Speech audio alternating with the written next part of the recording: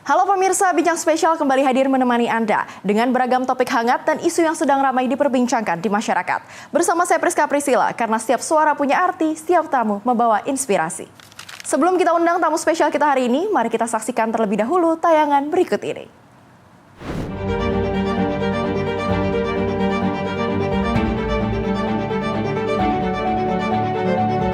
Di tengah dunia yang terus bergerak, ketidakpastian menjadi bagian dari ekonomi global. Gejolak politik, perubahan pasar, dan persaingan antar negara membuat investasi tak lagi sekadar soal angka. Dalam kondisi itu, stabilitas menjadi nilai bukan hanya janji, tapi kepercayaan yang dibangun secara konsisten. Indonesia hadir di panggung ekonomi dunia, membawa pesan tentang kepastian arah, kepastian kebijakan, dan visi jangka panjang. Hilirisasi menjadi langkah strategis, menambah nilai, memperkuat industri, dan membangun fondasi pertumbuhan yang berkelanjutan. Bagaimana Indonesia menjaga stabilitas di tengah dunia yang terus berubah, dan bagaimana strategi ini menarik kepercayaan investor dunia. Selengkapnya di Bincang Spesial.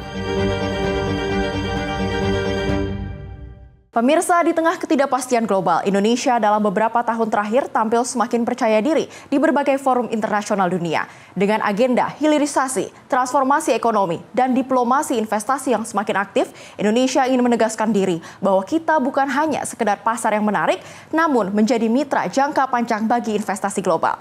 Kali ini kita akan membahas bagaimana Indonesia menjaga stabilitas sekaligus menarik kepercayaan dunia. Bersama narasumber spesial kita hari ini telah hadir bersama saya, Sekretaris Kementerian Investasi dan Hilirisasi Republik Indonesia, Bapak Emrudi Salahuddin. Halo, apa kabar Bapak? Baik, apa kabar? Wah, cerah sekali wajahnya. Ini sepertinya menunjukkan keoptimisan bahwa realisasi investasi 2026 akan tercapai nih Pak. Amin. Oke, Pak, kita ketahui bersama bahwa di tahun 2025 realisasi investasi bahkan melampaui target tumbuh 1.931 triliun rupiah, bahkan lebih dari itu. Jadi tumbuh bahkan melampaui setara 101,3%. Tentunya ini hal yang sangat menarik dan menunjukkan optimisme bahwa Indonesia ini menjadi sebuah pasar yang diminati oleh para investor global. Nah, kalau dari Bapak sendiri melihat mewakili dari Kementerian Investasi dan Hilirisasi, bagaimana prospek kita di tahun 2026 dan seterusnya?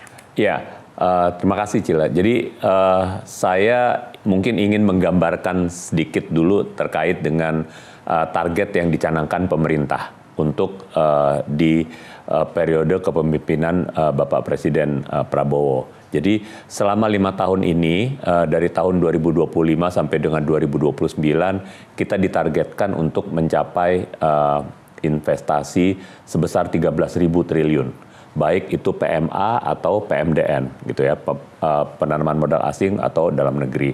Nah, 13.000 triliun itu bukan jumlah yang kecil, ya, yang harus kita penuhi di 5 tahun ini. Karena kalau kita lihat 10 tahun terakhir dari 2014 sampai 2024 itu kita hanya mencapai total 9.000 triliun, sehingga dalam 5 tahun ini sebenarnya itu ada kenaikan 43% dari 10 tahun terakhir 2014 sampai dengan 2024. Nah, untuk tahun 2026 ini kita ditargetkan untuk mencapai 2.175 triliun rupiah.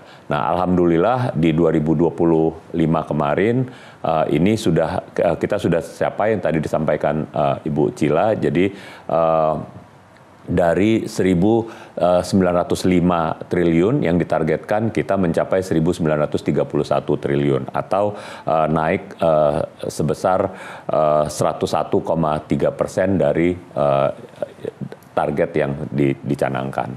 Nah, ini yang mudah-mudahan dengan adanya keadaan ekonomi yang semakin membaik nantinya, stabilitas politik. Nah, ini kita harapkan di 2026 ini semoga nantinya bisa tercapai. Oke, saya melihat angka-angka yang cukup bisa dibilang cukup besar sesuai yang tadi Bapak sudah sebutkan. Angkanya bisa dikatakan pertumbuhannya eksponensial, bukan hanya pertumbuhan kecil-kecil semata begitu. Kira-kira strategi apa yang sudah dicanangkan dari tahun lalu sejak Bapak menjabat untuk mencapai angka-angka tersebut? Iya, jadi memang di dalam 2025 kemarin kita banyak melakukan deregulasi aturan-aturan khususnya di dalam penanaman modal. Nah, salah satunya adalah bagaimana kita memudahkan investor itu untuk bisa masuk atau bisa berinvestasi di Indonesia. Baik dari sisi fiskal, lalu jaminan keamanan dari pemerintah, lalu regulasi-regulasi di daerah, itu yang kita streamlining, dan juga dengan adanya online single submission yang semakin memudahkan gitu. Nah, ini yang kita harapkan nantinya investor itu akan lebih mudah, ditambah juga dengan insentif-insentif fiskal yang diberikan oleh pemerintah kepada calon investor, misalnya tax holiday, tax allowance, bahkan juga master list, itu yang sudah kita siapkan untuk para investor yang ingin menanamkan modalnya di Indonesia. Oke, nantinya kita akan berbicara lebih jauh pastinya nanti mengenai tax holiday dan insentif-insentif lainnya yang dikeluarkan. Namun hal menarik lainnya yang juga saya cermati adalah adanya peningkatan ataupun penyerapan jumlah tenaga kerja yang dimana tahun lalu itu mencapai 2,7 juta pekerja. Nah, bagaimana strategi ataupun target ke depannya dari Kemeninvest sendiri? Ya, memang di 1.931 triliun yang kita capai di 2025 itu menyerap tenaga kerja langsung sebanyak 2.700.000 orang.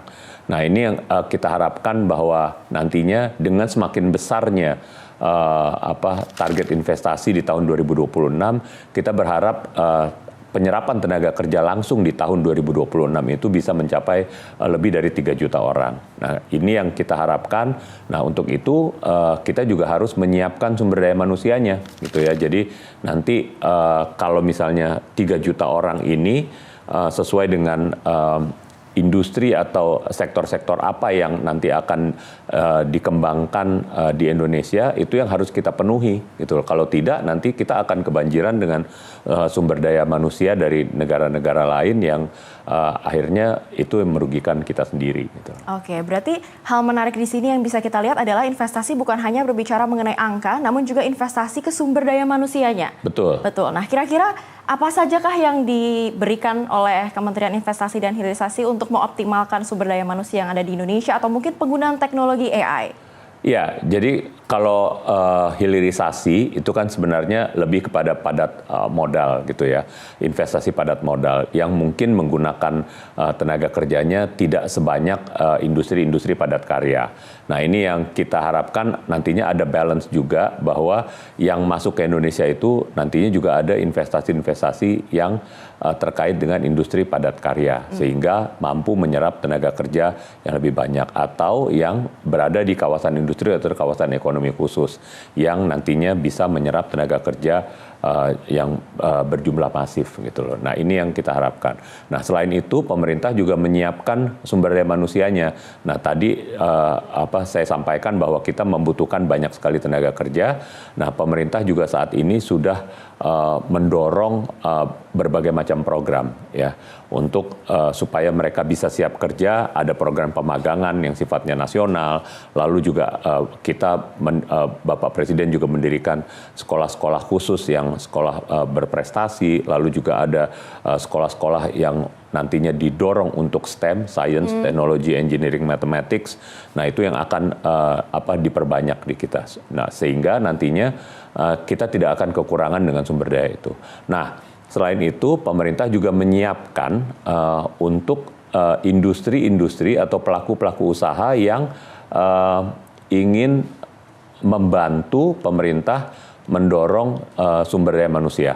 Nah, ada yang namanya tax deductible, jadi khusus untuk program-program vokasi atau kejuruan, keterampilan, yang mana nantinya apabila mereka mengeluarkan sejumlah biaya, nantinya itu akan dikembalikan oleh pemerintah berupa tax deductible sebesar 200%. Nah, ini yang insentif yang kita berikan kepada industri, supaya industri juga ikut membantu. Apakah dia nanti membantu dari sisi pelatih atau gurunya gitu ya, atau peralatannya, atau mereka membuat politeknik dan lain sebagainya, ini yang nantinya akan dihitung tax deductible oleh pemerintah. Oke. Baru pembukaan tapi sepertinya sudah banyak sekali program dan strategi yang dicanangkan ya Pak. Tapi sebelum beralih ke program-program berikutnya, sebenarnya ini sebuah hal yang cukup menarik Pak. Karena saya juga penasaran begitu, peran Bapak sebagai seorang sekretaris mungkin jarang kali terlihat. Ataupun mungkin masyarakat belum cukup familiar. Kira-kira sebenarnya peran strategis apa sih yang Bapak lakukan sebagai seorang sekretaris Kementerian Investasi dan Hilirisasi? Ya, kalau namanya sekretaris kementerian itu sebenarnya kan kita di belakang layar lah. Kita mensupport unit-unit yang ada di dalam kementerian tersebut untuk bisa melakukan kegiatan-kegiatan untuk menunjang pimpinan atau menteri kita. Nah, dari sisi anggaran, dari sisi administrasi, dari sisi sumber daya manusia itu yang kita siapkan dan itu tugas dari kesekretariatan gitu. Nah, terkait dengan apa-apa saja yang harus dikoordinasikan oleh sekretaris kementerian, biasanya ya seluruh tugas-tugas yang ada di kedeputian itu juga kita yang koordinir sehingga nantinya menteri itu bisa mendapatkan pelayanan atau support yang solid dari seluruh unit yang ada di kementerian. Oke, sudah terbayang kira-kira banyak sekali berarti pekerjaannya Bapak ya, karena berarti seluruh deputi atas bawah itu semuanya pusatnya ke Bapak gitu, harus berlapor ke Bapak gitu ya. Mengkoordinasikan saja gitu loh, atau bisa saja dari deputi itu bisa langsung ke kementerian, langsung ke menteri. Gitu. Oke, nah salah satu peran Bapak yang juga saya lihat adalah mewakili Indonesia dalam WEF ataupun World Economic Forum 2026 di Davos, Swiss, yang dimana Bapak juga menjadi pembicara di situ yang berbicara mengenai AI ataupun teknologi dari Indonesia. Nah, kira-kira apa sih Pak yang disampaikan di situ pesannya? Ya, jadi kalau kita melihat di World Economic Forum kemarin, Indonesia kita membuat satu pavilion gitu ya. Dan ini tiap tahun kita biasanya membuat pavilion Indonesia. Nah, untuk tema tahun 2026 ini kita membuat tema Endless Horizons with Indonesia. Nah, ini kita ingin supaya negara-negara yang berminat untuk masuk ke Indonesia itu melihat bahwa posisi Indonesia adalah kooperatif, strategis untuk bisa dimasukkan atau untuk mereka berinvestasi gitu loh. Nah, kemarin ada beberapa sektor yang menjadi pembahasan di dalam side event di Indonesia Forum di Pavilion Indonesia. Yang pertama terkait dengan hilirisasi, lalu juga ada terkait dengan energi bersih, lalu juga ada AI, teknologi digital dan lain sebagainya. Termasuk juga kesehatan dan perbankan atau keuangan yang kita diskusikan. Jadi memang ada 3 hari kita melakukan semacam panel discussion dan saya rasa sangat banyak peminat yang ikut di dalam panel discussion tersebut, yang salah satunya saya waktu itu berbicara di panel sesi yang sumber daya manusia. Nah, ini yang kita lakukan selama 3 hari di sana, dan antusiasme dari para calon investor dan para pengunjung juga sangat besar karena kita memiliki pavilion Indonesia yang menarik minat dari orang yang mengunjungi World Economic Forum 2026 kemarin.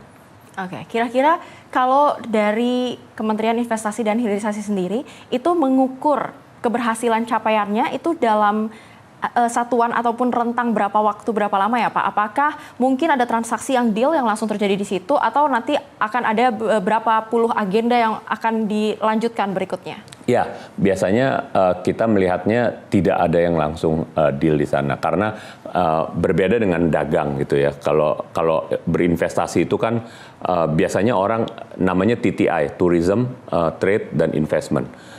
Jadi orang biasanya berkunjung dulu, berwisata di Indonesia, melihat Indonesia suatu yang menarik, mereka melakukan perdagangan gitu ya. Dari perdagangan baru mereka meningkatkan lagi berinvestasi. Nah, kalau sudah berbicara investasi, ini kan berarti long term, jangka panjang.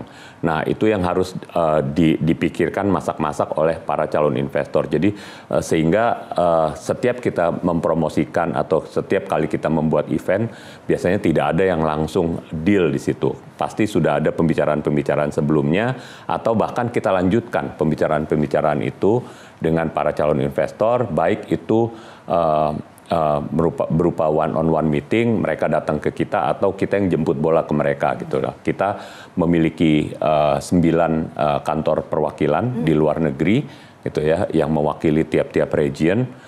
Nah, itu yang mereka akhirnya menjemput bola gitu. Jadi kita memfeeding mereka supaya mereka menindaklanjuti pembahasan-pembahasan kita, misalnya yang ada di World Economic Forum, atau kita pergi kunjungan ke luar negeri yang lain, mereka yang nantinya dari kantor perwakilan itu yang akan melanjutkan.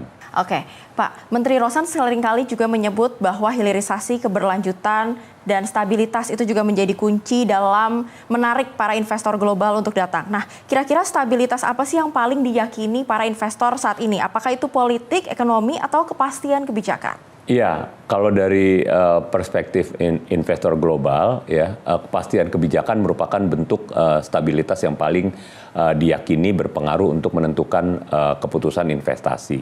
Nah, kepastian kebijakan ini dianggap sebagai kemampuan pemerintah untuk menjaga arah regulasi yang konsisten dan dapat diprediksi, sehingga nantinya ini bisa berkelanjutan khususnya untuk investasi, karena yang tadi saya sampaikan bahwa investasi ini adalah sesuatu yang jangka panjang gitu loh. Nah, ini yang diyakini oleh para investor global. Oke, nah kalau tadi Bapak berbicara mengenai jangka panjang, kalau gitu bagaimana sih cara pemerintah memastikan bahwa kebijakan-kebijakan ini dan hasil dari para investor itu bisa terserap ataupun sampai ke daerah-daerah, tidak hanya di pusat saja? Iya, jadi memang kita punya walaupun itu di bawah pemerintah daerah gitu ya, tetapi kita punya instansi vertikal yang ikut membantu kita di daerah gitu ya. Kita punya dinas penanaman modal dan pelayanan terpadu satu pintu gitu ya di tiap-tiap provinsi dan kabupaten kota, sehingga itulah yang menjadi alat kita di daerah untuk membantu mendorong investasi yang ada di daerah. Nah, kita melihat juga, kita juga sering mendapatkan masukan dari mereka bahwa keunggulan-keunggulan apa yang ada di daerah yang bisa ikut ditawarkan kita apabila kita nanti melakukan promosi atau melakukan pertemuan untuk menarik investasi di luar negeri. Mungkin itu. Pemirsa, bisa kita katakan melalui diskusi singkat tadi bahwa posisi Indonesia saat ini bukan hanya sebagai negara simbolik, namun kita siap untuk menjadi seorang mitra jangka panjang bagi para investor-investor global. Namun kini tantangannya lebih banyak, bukan hanya berbicara mengenai kebijakan di atas kertas, namun bagaimana kita menjalankan realisasi dari hasil apa yang sudah kita tabur saat ini. Untuk itu, sesaat lagi kita masih akan berbincang, tetaplah bersama kami di Bincang Spesial.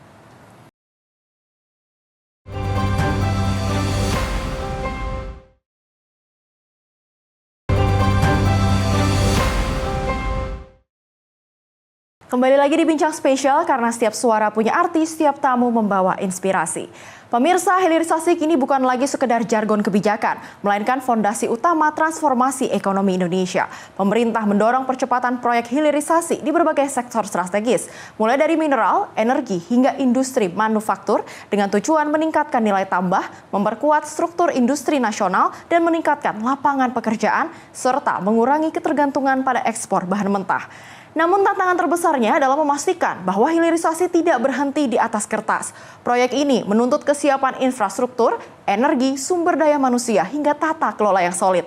Di segmen kali ini kita akan membahas bagaimana Kementerian Investasi dan Hilirisasi benar-benar bergerak dari rencana ke realisasi, sekaligus memberikan dampak nyata bagi perekonomian nasional dan daerah. Baik, Pak Rudi, kembali lagi kita akan berbincang tentunya. Melihat ada beragam sektor yang menjadi sektor-sektor unggulan. Namun sebenarnya sektor mana sih yang menjadi sektor utama dari Kementerian Investasi dan Hilirisasi itu sendiri yang diunggulkan pada tahun 2026 ini? Oke, jadi mungkin sebelumnya saya ingin memberikan gambaran dulu hilirisasi secara keseluruhan. Ya. Jadi pemerintah saat ini sudah memiliki peta jalan hilirisasi terhadap 28 komoditas hingga tahun 2040. Nah, kebijakan ini ditargetkan nantinya akan menarik investasi sebesar 618 miliar US dollar dan juga menciptakan lapangan pekerjaan langsung lebih dari 3 juta orang. Nah, selanjutnya kalau kita melihat di tahun 2025 itu realisasi dari investasi hilirisasi saja itu mencapai 584,1 triliun rupiah atau naik 43% dari tahun sebelumnya. Nah, hilirisasi ini berkontribusi dari realisasi investasi 2025 ini sebesar 30,2%. Jadi kalau misalnya kita lihat ini sangat signifikan bisa mendorong target investasi khususnya untuk tahun 2025 dan semoga di tahun 2026 mendatang. Nah, kalau kita lihat juga dari sisi lokasinya ya hilirisasi ini maka uniknya adalah luar Jawa justru yang mendominasi dibanding dengan Jawa karena sumber daya alamnya lebih banyak di luar Jawa gitu ya, ada di Maluku Utara, ada di Sulawesi Tengah dan lain sebagainya. Ini yang membuat nantinya bisa membantu untuk pemerataan Indonesia gitu loh. Jadi ini yang kita akan dorong paling tidak sampai dengan tahun 2029 mendatang ada 15 komoditas hilirisasi yang akan kita jadikan prioritas untuk kita dorong sampai dengan 2029. Oke, kira-kira dari begitu banyaknya pekerjaan yang tadi kita sudah saksikan bersama, Bapak, kira-kira tantangan apa sih yang menjadi tantangan utama? Ya, tantangan utama kalau dari hilirisasi ini kan sebenarnya padat modal gitu ya. Jadi banyak sekali yang investor yang biasanya melihat ini menunggu kepastian karena investasinya sangat besar ya kan, dan mereka melihat bahwa prospek kedepannya itu seperti apa gitu loh nantinya. Nah, makanya kita mendorong sumber daya alam kita ini untuk kita manfaatkan sebaik-baiknya, khususnya sumber daya alam yang menjadi primadona kita, misalnya nikel gitu ya, nikel dan kelapa sawit dan lain sebagainya. Ini yang kita akan dorong paling tidak sampai dengan 2029 mendatang sehingga nantinya bisa berkontribusi banyak untuk investasi. Nah, selain itu biasanya investor asing juga melihat bahwa dari sisi sarana prasarana ini juga masih menjadi kendala gitu ya. Banyak sekali aksesibilitas kepada sumber daya alam tersebut yang masih belum ada gitu loh. Sehingga ini yang mereka harus juga ikut membangun untuk melakukan proyek hilirisasi ini. Misalnya dari jalan jembatan, dari listrik, dari pelabuhan dan lain sebagainya. Ini yang harus kita bantu mendorong bersama sehingga nantinya investasi di proyek hilirisasi ini berjalan dengan baik. Oke, hilirisasi sendiri itu kan sebenarnya identik dengan kaum besar, bisa kita katakan seperti itu, ataupun investor besar. Ya, padat modal. Ya kan, nah tapi bagaimana caranya pemerintah sendiri itu memastikan bahwa juga memberikan efek berganda kepada para pegiat-pegiat ataupun masyarakat lokal, terlepas daripada tadi sudah Bapak sebutkan misalnya membangun jembatan dan lain sebagainya, itu kan mungkin biasanya menggunakan tenaga kerja dari kita gitu kan Pak. Nah, apa yang diberikan kepastian oleh pemerintah? Ya, biasanya kita melihat ini bagaimana caranya agar masyarakat sekitar atau daerah sekitar ini juga terdampak dari proyek tersebut.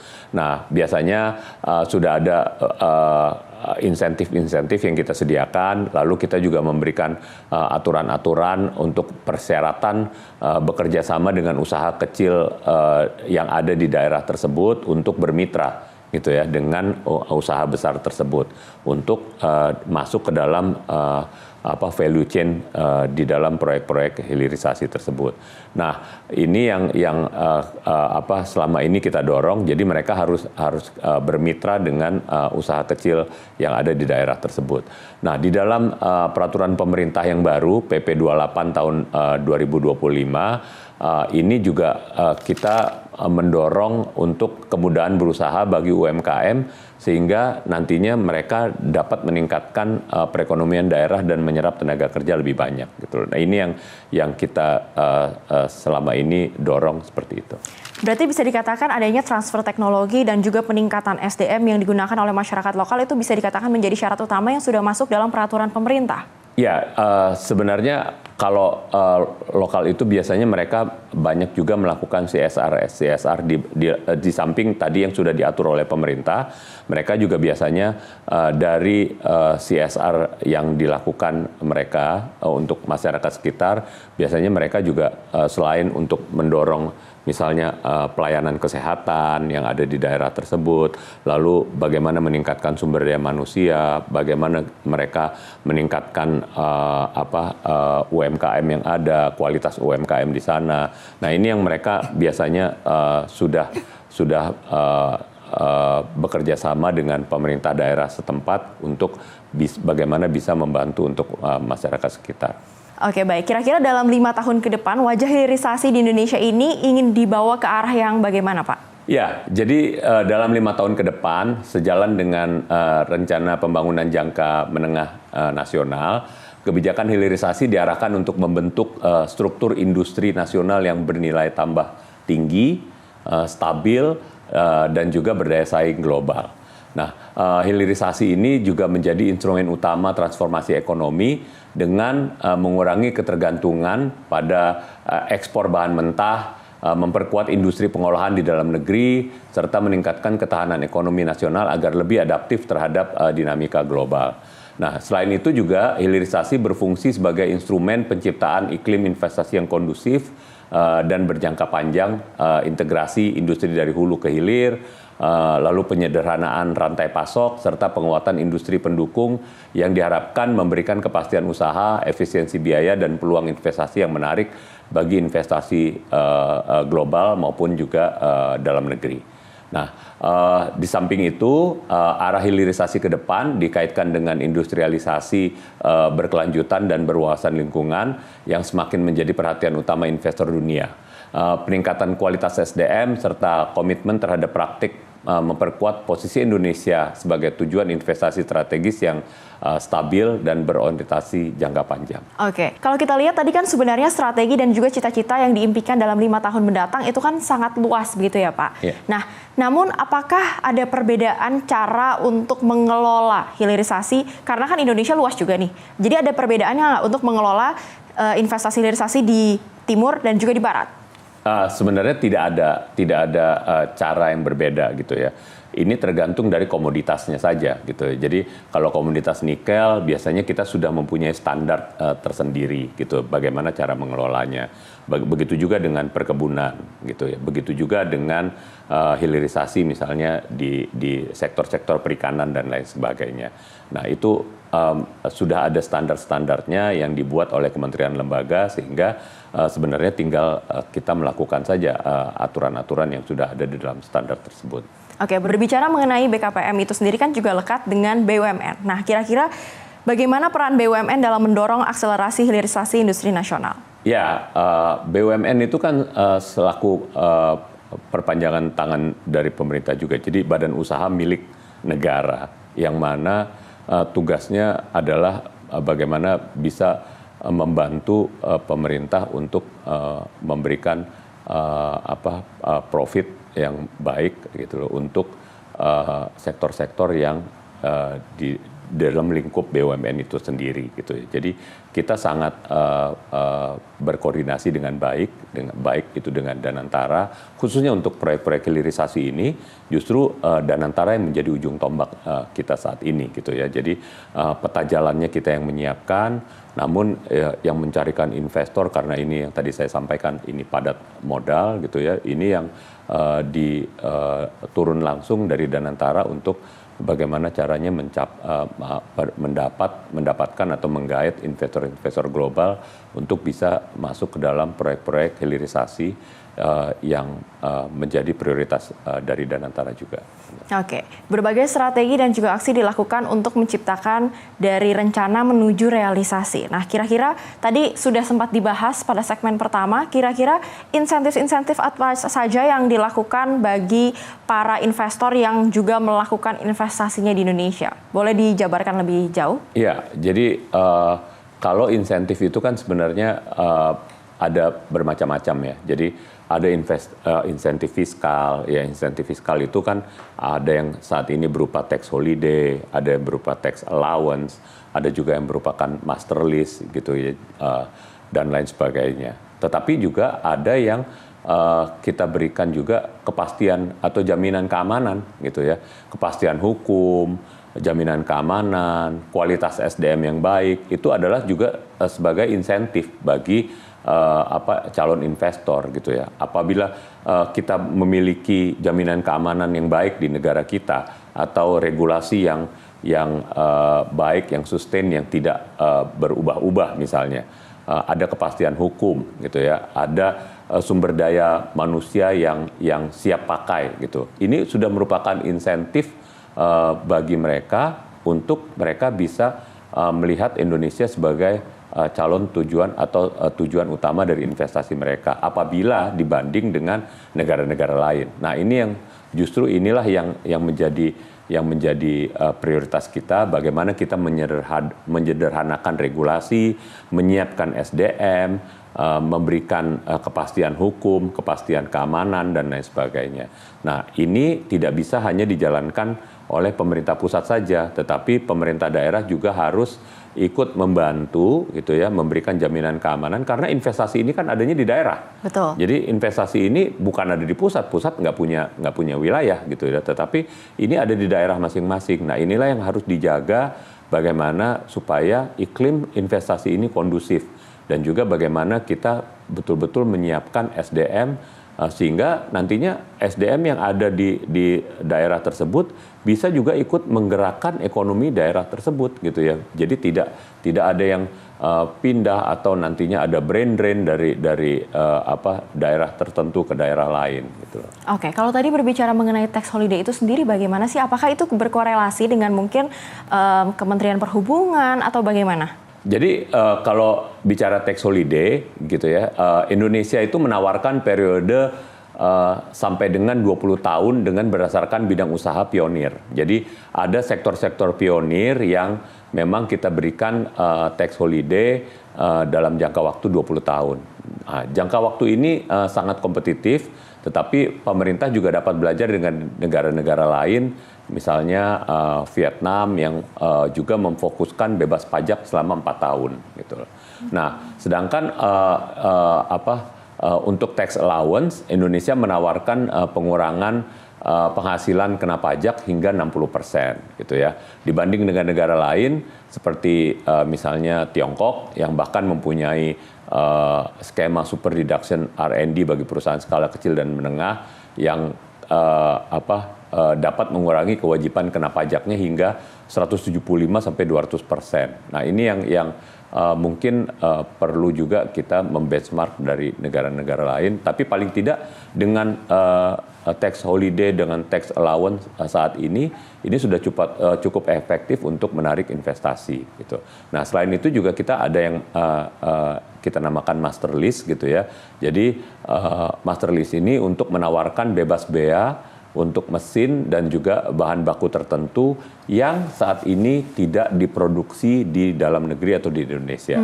Nah, ini yang dilakukan juga oleh negara-negara lain seperti itu. Jadi sehingga kalau misalnya barang itu tidak ada di Indonesia, itu bisa diimpor dari luar negeri untuk bahan baku mereka, dan itu kita berikan bebas.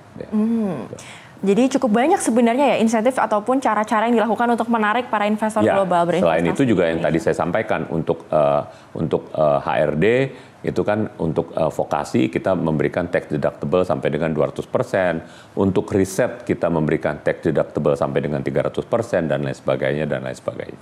Oke, pemirsa, dari diskusi di segmen ini terlihat bahwa hilirisasi bukan hanya soal membangun pabrik atau menarik investasi besar, tetapi mengenai ekosistem industri yang berkelanjutan.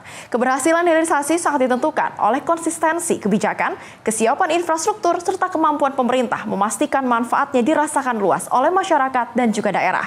Kedepan, tantangannya bukan hanya seberapa cepat proyek berjalan, namun seberapa kuat fondasi yang dibangun untuk menopang industri nasional dalam jangka panjang. Usai jeda, kami akan membahas lebih dalam mengenai target investasi dan tantangan pemenuhan. Sesaat lagi, tetaplah bersama kami di Bincang Spesial.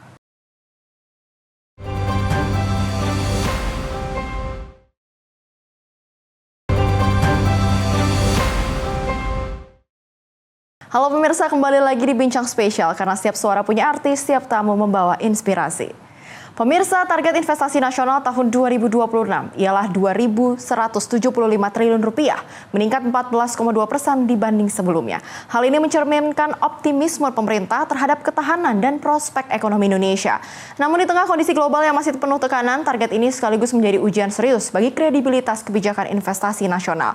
Pertanyaannya kini bukan hanya seberapa besar target yang dipasang, namun seberapa siap ekosistem investasi Indonesia dalam menjawab berbagai tantangan tersebut. Di segmen terakhir kali ini kita akan membahas bagaimana cara pemerintah untuk membaca resiko, menjaga kepercayaan investor, serta memastikan bahwa target investasi yang ambisius benar-benar berdampak pada pertumbuhan ekonomi dan kesejahteraan masyarakat. Baik, Bapak Rudi, kita kembali lagi. Iya. Di segmen terakhir ini kita akan sedikit berbincang saja mengenai hilirisasi. Namun kembali lagi tadi kalau kita lihat bersama bahwa kan sebenarnya orang-orang bisa kita katakan negara lain juga saling berebut untuk menarik minat para global investor. Selain peta ataupun roadmap yang sudah dibuat oleh Kementerian Investasi dan Hilirisasi, bagaimana cara Kementerian Investasi dan Hilirisasi Republik Indonesia untuk menarik investasi asing ke Indonesia? Ya, jadi kita punya optimisme bahwa target investasi ini adalah dari keunggulan Indonesia yang terangkum dalam yang kita sebut namanya 4S, stability, scale, speed, dan juga standard gitu. Jadi stability itu di mana di saat sekarang ini dunia dalam keadaan tidak baik-baik saja dan sulit diprediksi, kita memberikan kepastian dari arah, ya. Jadi stabilitas politik dan arah kebijakan jangka panjang kita, gitu ya. Transisi politik yang kemarin di 2024 yang berlangsung dengan damai, gitu kan. Lalu kesinambungan agenda-agenda dari kepemerintahan sebelumnya kepada saat ini yang smooth, gitu ya. Lalu juga kita memiliki peta jalan yang baik untuk hilirisasi, energi bersih, dan juga industrialisasi gitu. Ini yang membuat kepastian dari Indonesia. Lalu yang kedua, dari sisi stabilitas makro juga kita sangat baik gitu ya.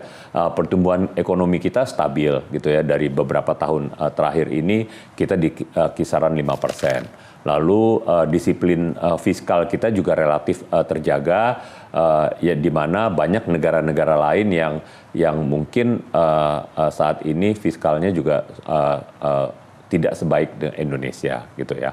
Nah, dari sisi scale gitu ya, Indonesia bukan sekedar pasar saja, tetapi juga merupakan platform pertumbuhan regional dan global. Kita melihat bahwa pasar domestik kita sangat besar. Ini yang menarik minat dari investor karena lebih dari 280 juta penduduk kita ternyata kelas menengahnya juga banyak atau tumbuh gitu ya. Sehingga ini yang bisa menjadi primadona kita untuk menarik investasi. Lalu skala-skala proyek hilirisasi juga ini sangat besar gitu ya. Kita kalau boleh dibilang produsen utama dari komoditas-komoditas strategis, misalnya nikel gitu ya, cadangan kita kan salah satu yang terbesar di dunia gitu ya. Lalu ada timah, ada bauksit, ada kelapa sawit, yang mana negara-negara lain itu sebenarnya iri terhadap Indonesia yang bisa memproduksi CPO dalam jumlah besar gitu. Nah, selain itu juga potensi dari energi terbarukan kita yang sangat baik. Kita punya panas bumi yang baik, kita punya hidro dan angin yang baik. Ini yang membuat kita pembangkit untuk energi terbarukan kita juga sangat berpotensi untuk diminati oleh investor. Terkait dengan speed di Indonesia, kita melihat bahwa apabila kita cepat dalam mengambil keputusan, dalam memberikan kepastian perizinan, dalam mengimplementasikan peraturan, ini nantinya juga membuat investor itu merasa bahwa Indonesia ini baik untuk dilakukan investasi di Indonesia. Nah, ini yang kita lakukan agar perizinan-perizinan ini bisa cepat kita selesaikan. Nah, kita punya sistem yang namanya online single submission, yang mana mulai tahun ini kita akan membuat online single submission yang versi 2 untuk menyatukan perizinan-perizinan baik yang ada di pusat dan di daerah, sehingga nantinya hanya di dalam OSS ini seluruh perizinan itu bisa kita selesaikan. Nah, terkait dengan standar gitu ya, ini juga standar kita mengimplementasikan standar-standar global, misalnya ESG, lalu juga dekarbonisasi industri, lalu juga responsible artificial intelligence, dan juga pembangunan berkelanjutan. Ini yang dengan penerapan standar-standar global ini, maka investor melihat bahwa Indonesia sudah layak untuk dilakukan investasi. Oke, nah kalau tadi dari segi pemerintah sendiri sebenarnya sudah banyak melakukan berbagai cara. Bisa kita katakan seperti itu untuk menarik para minat investor. Tapi bagaimana dengan kolaborasi? Karena saya yakin pemerintah tidak bisa berjalan sendiri. Bagaimana kolaborasi antara pemerintah dengan pihak-pihak swasta untuk mengakselerasikan hilirisasi ini agar bisa dapat berjalan dengan lancar? Ya, sebenarnya kalau investasi ini kan sebenarnya lebih banyak didominasi oleh swasta gitu ya, pelaku industri. Nah, oleh sebab itu pemerintah hanya sebagai regulator saja gitu ya, menjamin kepastian hukum, kepastian berusaha dan lain sebagainya. Selain itu ya ini sudah domain dari swasta untuk melakukan investasi di Indonesia, baik itu penanaman modal dalam negeri maupun penanaman modal asing. Oke, baik, kalau begitu tadi kita sudah berbicara dari A sampai Z sepertinya mengenai hilirisasi itu sendiri. Namun mungkin juga ada pemirsa yang mungkin belum mengetahui lebih jauh. Kira-kira siapakah narasumber spesial kita pada hari ini? Apakah yang menyebabkan beliau bisa duduk di kursi Sekretaris Kementerian pada hari ini, begitu ya Pak. Untuk itu kita akan masuk sedikit tarik mundur ke belakang, begitu. Kira-kira melihat sedikit background Bapak yang dari kecil bisa dikatakan tumbuh besar di Jakarta, kemudian juga menempuh pendidikan teknik di Universitas Indonesia, kemudian hingga saat ini tiba-tiba berada di posisi Kementerian Investasi dan Hilirisasi, yang dimana sebenarnya bisa kita katakan cukup jauh nih antara ekonomi dengan teknik. Nah, gimana tuh Pak, kira-kira proses perjalanan Bapak selama ini? Iya, jadi betul tadi yang disampaikan, saya lahir dan besar di Jakarta. Jadi saya dari SD di Regina Pacis, lalu SMP di Al-Azhar, SMA di SMA 3 Jakarta gitu ya. Lalu saya masuk Fakultas Teknik UI, saya mengambil jurusan Teknik Sipil. Nah, waktu itu saya diterima bekerja pertama di Bappenas. Ya, di Bappenas, lalu saya masuk waktu itu di Biro Perhubungan dan Transportasi. Jadi memang betul-betul sesuai dengan background saya, teknik sipil gitu ya. Nah, setelah itu saya berikan beasiswa untuk melanjutkan sekolah sampai dengan doktor, ya, sampai PhD saya di George Washington University, dan kembali lalu saya ditempatkan bukan di bidang yang sesuai dengan background sekolah saya, tetapi waktu itu atasan saya bilang bahwa ya kamu harus mencoba semua bidang supaya knowledgeable katanya. Ya udah, akhirnya saya coba. Jadi saya mulai tuh waktu itu menjadi Kasubdit di pos dan telematika, lalu Kasubdit di energi waktu itu. Udah mulai keluar dari menyimpang dari background saya, pendidikan saya gitu loh. Lalu 2007 saya pindah ke BKPM. Waktu itu namanya hanya BKPM, belum menjadi kementerian. Nah, 2007 sampai dengan 2015 saya berpindah-pindah menduduki eselon 2 waktu itu menjadi direktur, berpindah-pindah tempat sampai dengan 2015. Lalu saya 2015 pindah lagi ke Kementerian Koordinator Bidang Perekonomian, Kemenko Perekonomian. Menjadi deputi menteri di sana, deputi Menko mulai dari 2015 sampai dengan 2025 kemarin. Jadi saya 10 tahun jadi deputi Menko di sana. Akhirnya saya kembali berlabuh di BKPM gitu. Jadi di 2025 akhir kemarin saya menjadi sekretaris kementerian, jadi kembali lagi ke BKPM walaupun saya sudah meninggalkan 10 tahun dari BKPM, tapi saya melihat bahwa teman-teman di situ semangat pekerjaan juga cukup tinggi dan solid gitu ya. Jadi kerjasama antar tim dan antar unitnya di BKPM itu sangat-sangat baik gitu. Jadi, nah itu yang background saya gitu selama ini. Oke, kita melihat kalau tadi efek dari atasan begitu ya, yang melihat mungkin potensi Bapak Rudi ini bisa hingga menyeberang ke sana dan kemari gitu. Tapi boleh nggak di-sharing nih tipsnya, kira-kira apa sih yang kiat-kiat apa yang dilakukan agar Bapak kala itu bisa mendapatkan beasiswa? Karena kan pasti ini teman-teman juga tertarik nih, bisa sampai S3 ke luar negeri.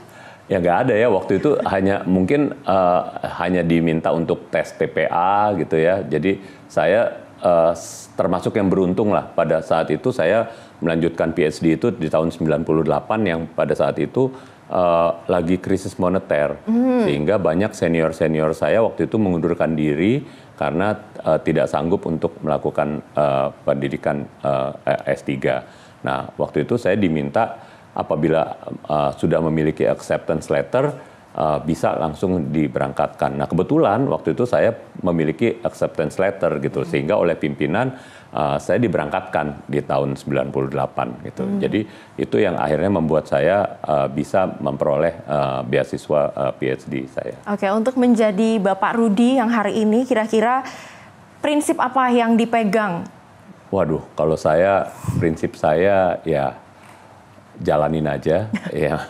Bersyukur apa yang sudah dicapai gitu ya, tetapi tetap kita prinsipnya mempunyai integritas gitu ya, kejujuran dan bekerja cerdas gitu ya. Kita tidak perlu pintar, tetapi kita harus cerdas gitu, sehingga dan juga networking kita jaga dengan baik. Jangan sampai juga kita tidak memiliki network yang baik, khususnya untuk di BKPM mungkin sangat-sangat penting gitu ya, karena kita sangat berhubungan dengan investor, direct investment gitu ya.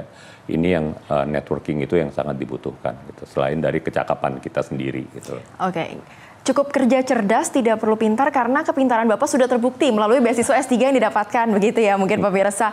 Oke Pak, tapi kira-kira siapa sih sosok ataupun yang menjadi role model dalam hidup Bapak? Wah, kalau role model ya banyak lah, ada beberapa lah. Ya salah satunya ya mungkin orang tua saya juga dan lain sebagainya.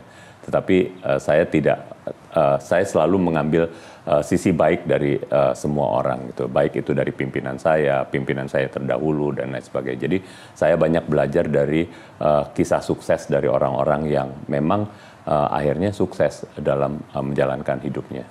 Oke, apa sih pesan yang paling diingat dari orang tua Bapak? Mengingat juga salah satunya menempati posisi di pemerintahan kala itu.